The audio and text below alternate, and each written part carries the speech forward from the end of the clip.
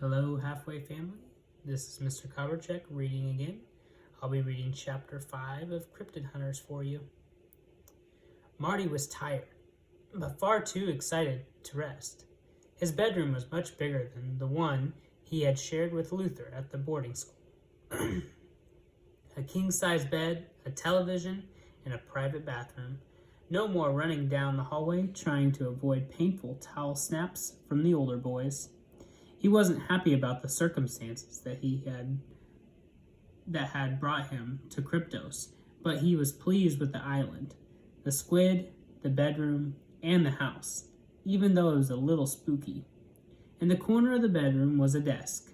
On top of it was something about the size and shape of his Game Boy, which he had lost to Luther in a bet.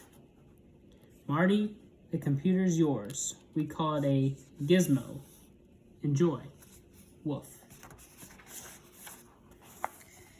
It was the smallest computer Marty had ever seen. He carried it over to the bed, flipped open the cover, and pressed a button beneath the little screen. The computer booted up and 8 icons appeared. GPS, teleconference, email, keyboard, locate, chat, video, cybervault. Marty found a stylus attached to the underside of the cover. He took it out and tapped the keyboard icon. A small keyboard appeared on the screen. Cool. He tried the teleconference and chat icons, but nothing happened. He skipped the email icon, figuring it wouldn't work without an email account, and clicked the cybervault icon. To establish vault, please insert your disk. Don't have a disk, Marty said. He clicked the video icon. The screen went blank for a second, then filled with an aerial image of the coelacanth. He saw Phil's seaplane still tied to the dock. Then the camera swooped across open water. They must be using the helicopter to film this, Marty thought. But why? The camera circled back around and passed over the top of the red kayak. It was now resting safely on the beach, which he was glad to see. The camera plunged downward over the parking lot, where Marty caught a glimpse of Phil in the back of another person getting into a Humvee. A moment later, the Humvee drove away, and the camera followed it up the road for a while, then veered off into the trees and rose above them. The tops of fir trees flashed across the screen. In the distance, he could just make out 2 small lakes with the last glimmer of orange sunlight reflecting off the surfaces. Video terminated. The 7 icons reappeared. Marty whistled. The computer we built can't do that. Wait until I tell Luther. He clicked the locate icon. Who do you want to locate? Wolf, Grace, Vid, Phil Sr., Marty, PD, Phil Jr., Bertha, Bo, continued to next list. Marty clicked his own name.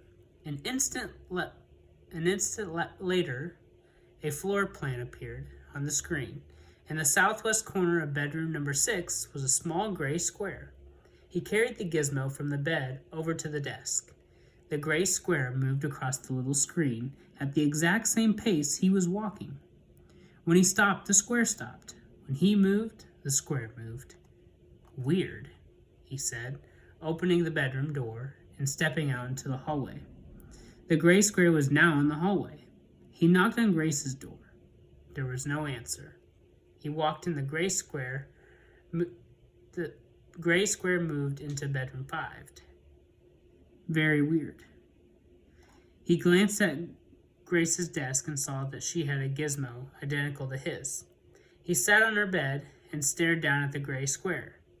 How does this gizmo... He noticed the identification tag dangling from his neck and suddenly realized how it knew where he was.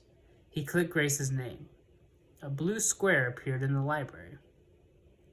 Grace had stayed in her bedroom less than a minute before heading back downstairs, clutching the one-armed monkey for security, when she was badly in need of after the day's events. Mr. Miss Kouts, her English teacher, had told her that if she was curious about someone, all she had to do was look at their books.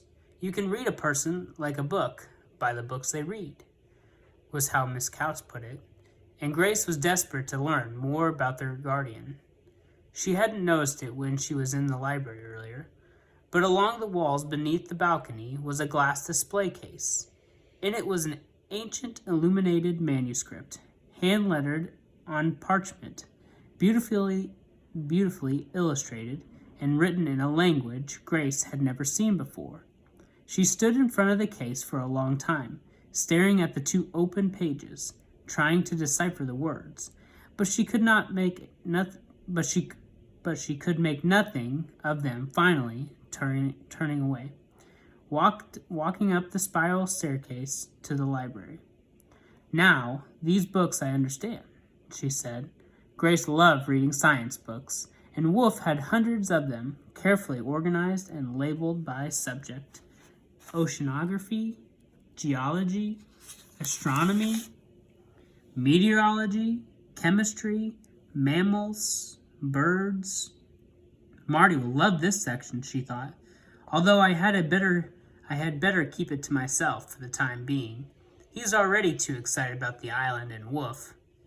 Reptiles, fish, insects, dragons. Grace stopped. Dragons? She looked at the next section. It contained books on sea monsters.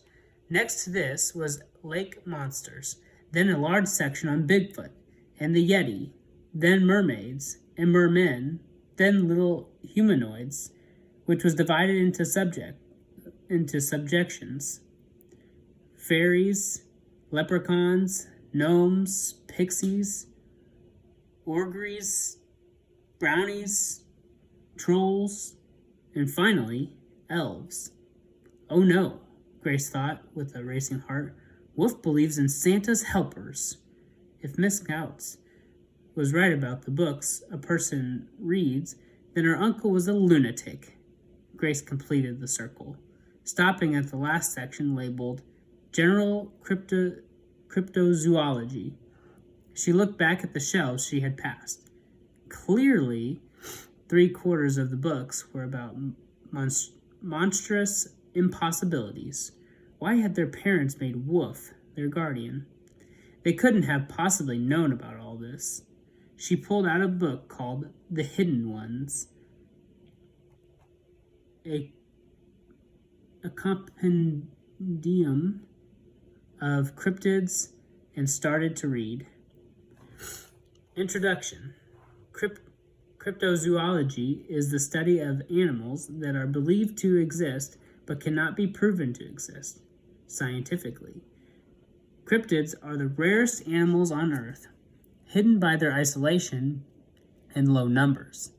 Perhaps the best known examples are the Yeti in Asia or the Sasquatch in North America.